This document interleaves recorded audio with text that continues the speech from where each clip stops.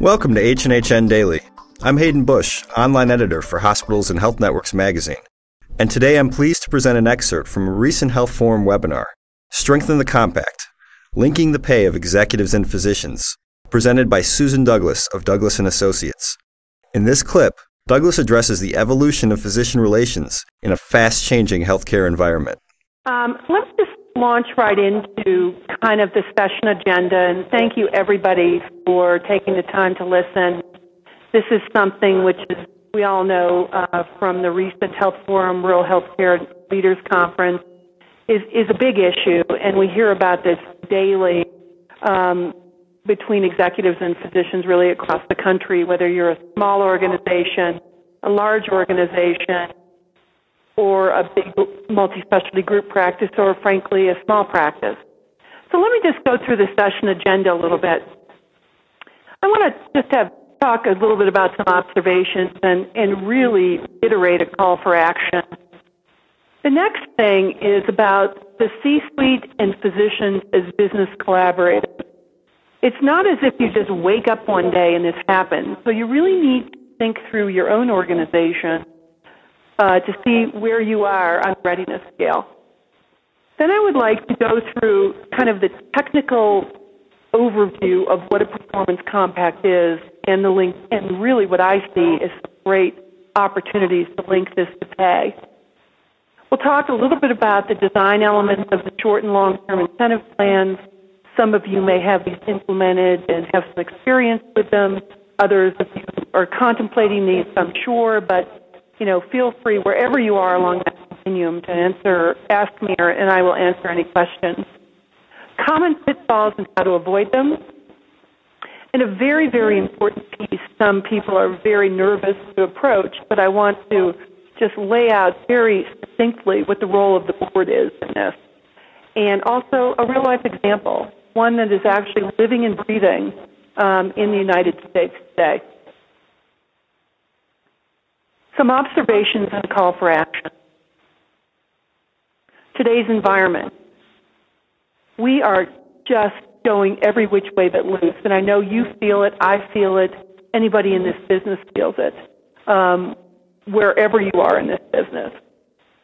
But I want to talk very simply put. This is borrowed from Jamie Orlikoff, a version of it. Jamie kind of got me thinking about this, but I love Jamie because, and many of you I'm sure have heard him speak at various conferences or maybe used him as a consultant, because simply put, we are moving across a bridge. And it is a bridge which has lots of major changes. We're going from volume to value. We're going from fee-for-service to bundled payment. We're going from silos to integration. We're going from being provider-centric to patient-centric. And we're going from variable quality and unsafe to really focusing on improving quality and safety in healthcare today. Simply put, those are just words on a paper. And it's really, the bridge doesn't look that long. But you know what? It's a difficult bridge. And it's a very difficult transformation.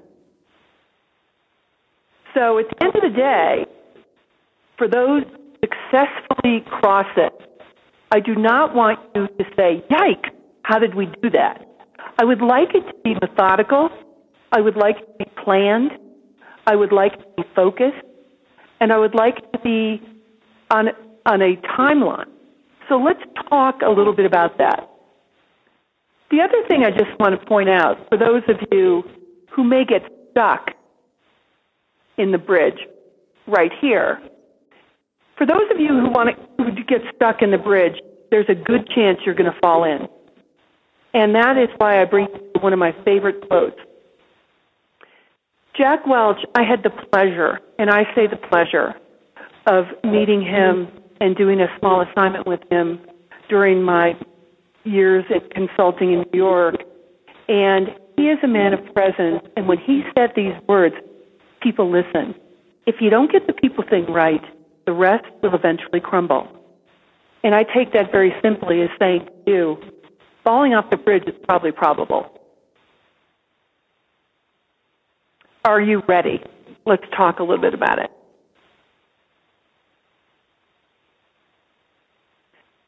frankly, we really don't have an option. And these are things that we've talked round and round about for years, about whether or not, engagement, alignment, say whatever you want. But we all need to just get on with it and get it done. And let's just recognize what our strengths and weaknesses are. We're in a very fast-paced environment, and neither group, physicians or the C-suite, really possess all the competencies required. For the physicians, these are not things they learn in medical school, in residency. Things like leadership. Even physicians coming out of residency today, I've interviewed a few as I've been working with them at various clients, and it was very surprising to me that there is not a leadership focus or much of a leadership coursework for them. So we need to frame challenges constructively, make people feel valued, and link them to meaningful work.